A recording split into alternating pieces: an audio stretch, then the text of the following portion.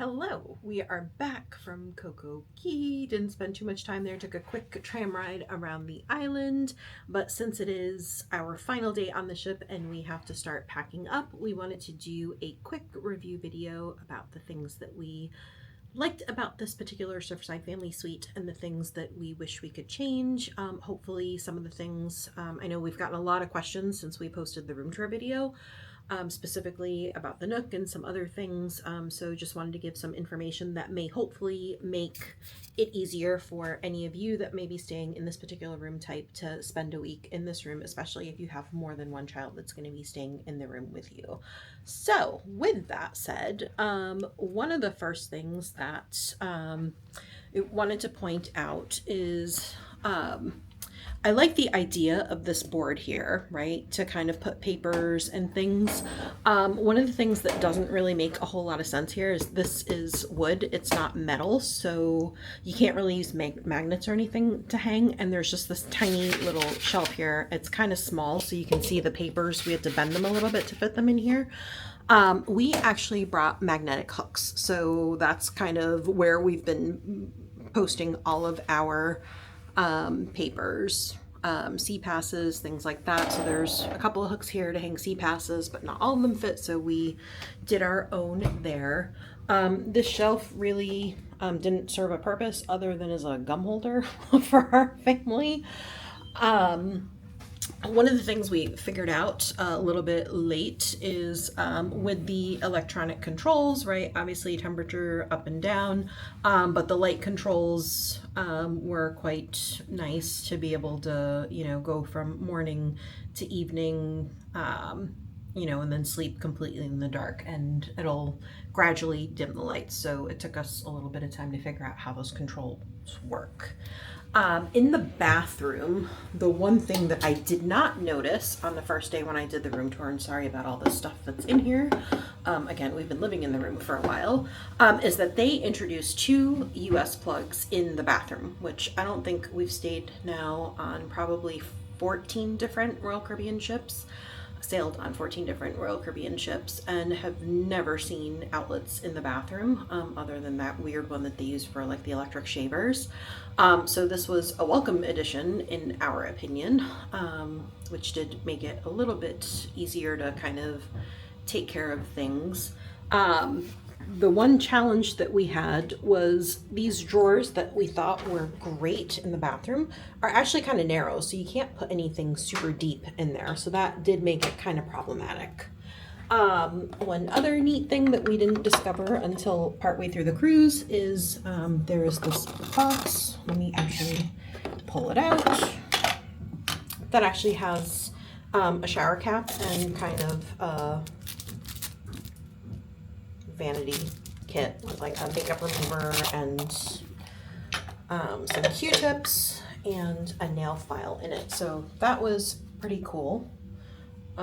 Split bathroom. Split bathroom. One side is the toilet, the other is the shower. Yeah, the Both one have sinks though, which is pretty nice. Yes, the one thing we did not like about the split bathroom is where do we put our towels after we wash our hands, Raj? By the side of the sink, right. It's a little weird. They have these little knobs, I guess, to hang. It's washcloths that they put in the bathroom, not full-on hand towels. It doesn't really do a great job for drying them off. There are a couple more on the back of the door, but it's kind of bizarre to us that there's no towel rack or bar to dry that off. So yeah, that was kind of weird. Something else is in terms of storage for the closet. There's like little to no storage. So family of 3, you can see everything's kind of crammed in there. If you plan to bring any long dresses, they're not going to fit in here because there is a shelf that's right here. That's kind of cutting it off, so things will kind of get wrinkled. The other thing is these drawers are not super deep, and so things will get kind of snagged, and we've had a couple of things that sort of got stuck towards the back and have fallen out. They are definitely not deep enough for us to have taken our entire packing cubes and put them in the drawers, which we've been able to do on other ships, and just kind of use the packing cubes and live out of them. So this space here feels a little bit wasted because you can kind of hang shirts, but as you can see, my husband's, he's got size 15 feet, so there's really no place for him to put his shoes, since between my son and I, we had shoes down there as well. So just wish that there had been more shelves or something in this space here, so that we could have taken advantage of that for extra storage. Same thing coming back over here. Again, the safe is on this shelf. It's pushed kind of far back, but you can't really put anything in front of it because then the buttons keep getting pressed accidentally, and then the safe sort of locks itself out and you have to call maintenance to unlock it for you. So that was kind of funny there. The little coffee station area, again, we ended up pushing that back as we rarely ever use this machine. So it was easier for us to kind of store some of the drinks, like with our vouchers that we got at the end of the night here. Part of the reason the tissue box is hanging out here is because at the desk, what we found is that, oh, why is this light not working? There we go. This drawer here, great idea. Again, with the storage, this drawer does not even shut with a flat tissue box in it. So this storage is practically not usable unless you have super slim items that you're going to be putting here. So I'm not really sure what most people would put here. I mean, you can see my husband put one of his pairs of eyeglasses here. I have some oil of Olay and some like pens and things, but that's pretty much it. So that felt like it was a bit of a missed opportunity there for storage. There is a shelf above the vanity area, which were able to put some things on. But again, be careful what you put up there, because if the ship is moving and things happen to fall, there is a little bit of a lip up here. But again, you know, the other thing is, you know, we have our equipment set up here. Our son does virtual school. He's not in a brick and mortar school. So we always travel with a laptop. And so setting that up in this space basically meant that we lost the opportunity for this to be used as a vanity table to get ready. So again, even with the split bathrooms, there's really no space for someone to sit down and kind of get ready separately outside of the bathrooms. Within the bathrooms, there's no place for that vanity type area either, which is unfortunate in a room that's supposed to accommodate families. The other thing to point out is there are no North American or US plugs out here. This one here will actually take a US plug plugged in, but it is only 120 volts. So if you have any items that you're bringing, like curling irons, blow dryers of your own that are like that, just check the voltage, because it will not work if it's 220. The other thing we wanted to say is we travel with a couple of these all the time.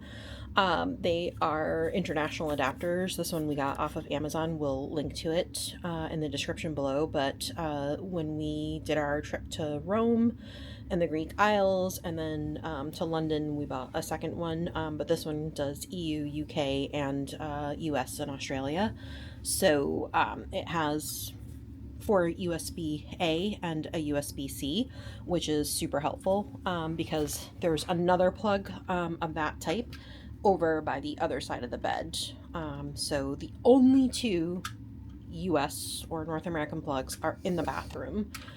We had trouble getting the blow dryer that's provided in the room to plug into this one, although other people staying in other room types have said that they were able to get it to work no problem. It just took a little bit of strength to push that in there. So with that, turning to the Nook area, these doors here are great for, I guess, providing structure against these curtains for privacy, but it doesn't do anything to dampen noise from inside the cabin, and more importantly, from the Surfside area. So if you have young children and you want to try to get them to bed early, just be aware that you are still going to hear noise from Surfside. Hear Admiral Awesome in the background. So right now they're doing bedtime stories with Admiral Awesome down in the Surfside neighborhood, and it's very clearly heard in our room. Like, I'm over by the desk area, so it's actually pretty loud. Now, it's not super late. What time is it? It's 8:30 at night. But a couple of nights ago, they did actually have an evening event that lasted until about 10 o'clock. So, again, if you have young kids and you're trying to keep to a bedtime for them, just be mindful that there is noise and it does penetrate even with balcony doors closed. So, headphones or something to kind of help dampen the noise, if you can use them for your kids, would probably be great. Is going on. And if they are light sensitive, these curtains do not close all the way. There are bright lights out on Surfside. Our son really had some challenges the first couple of nights.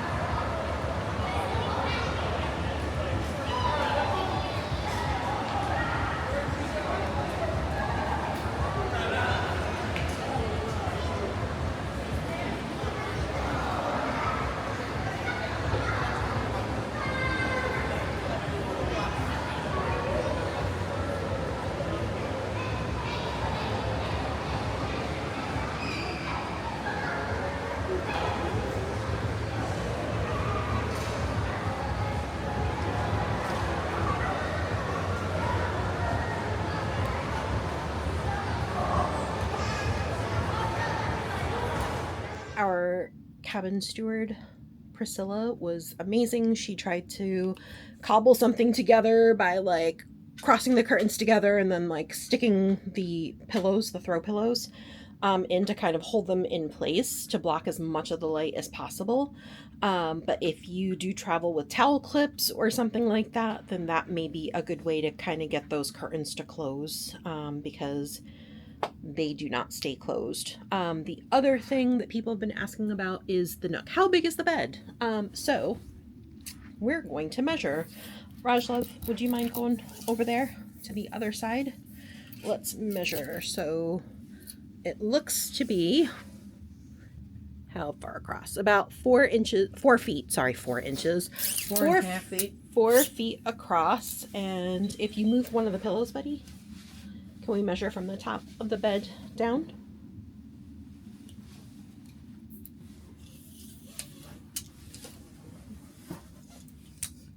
Mattress, bud. Not that, but from the mattress down. There you go. That is 6 feet. So the mattress that is in this Nook area is 4 feet wide and 6 feet long. Our son is 5 feet 6 inches tall.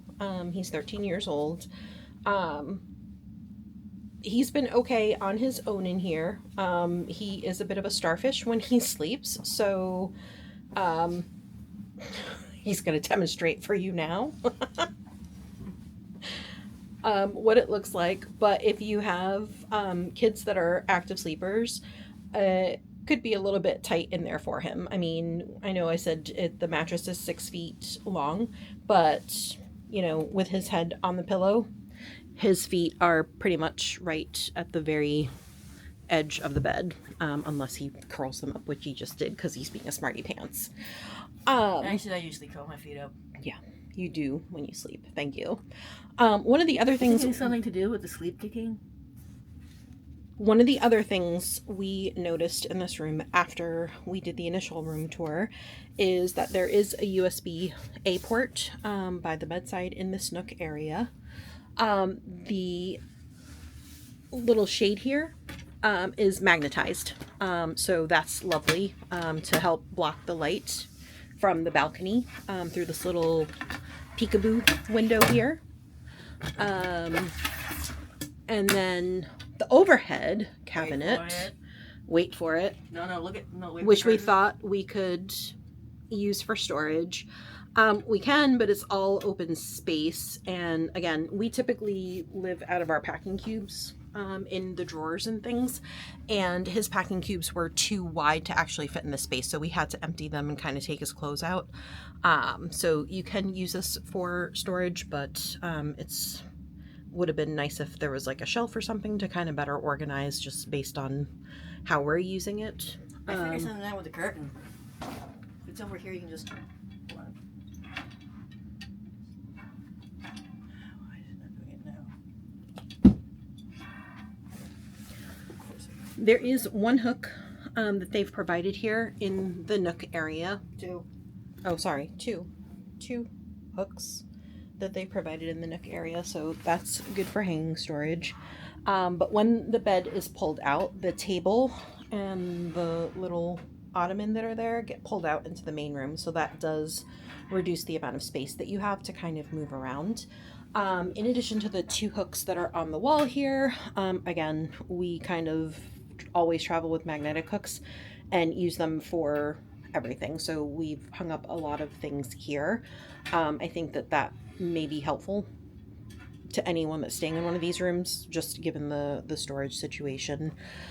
Same thing with the balcony curtains here. These do not close tightly, so if you are light sensitive, again, if you have the towel clips that you use for the chairs, you may need to use those at night to kind of pinch these together and help block out the light, but it does not block out the noise. So there is, again, activity happening in the Surfside neighborhood. This was a first for us. We have never before stayed in an interior facing balcony cabin. I don't know that we would ever do it again because I am a very light sleeper. I'm very light and sound sensitive. So earplugs and an eye mask are probably a must. If you are someone that does have challenges with that as well for sleeping. But one of the other things we didn't notice is that there is actually a child lock here. So green for unlocked and then red to lock it.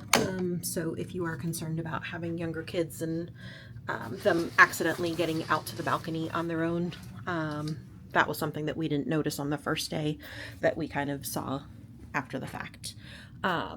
And then again, just here with the plug, again, if you get one of those international adapters, just be aware that this one is limited to 120 volt. Anything that does 220, I ran into someone in the elevator that has a Dyson Airwrap and was not able to use it for that reason. But yeah, you can see we kind of have stuff hanging on the walls wherever we can. Part of the limitation in this cabin is there's a whole lot of wood and not as much metal as some of the other cabins. So where we could actually place the magnetic hooks was a bit challenging. So you would tend to think that this, you know, this wall is wood here, but over here, can't do anything there. You can on this wall, right? So just some things to be aware of. Raj is just hanging out. He's going to take a nap. But yeah, overall, we really enjoyed our experience on the ship. The ship is amazing. We wish we could spend another week on it. It's been great.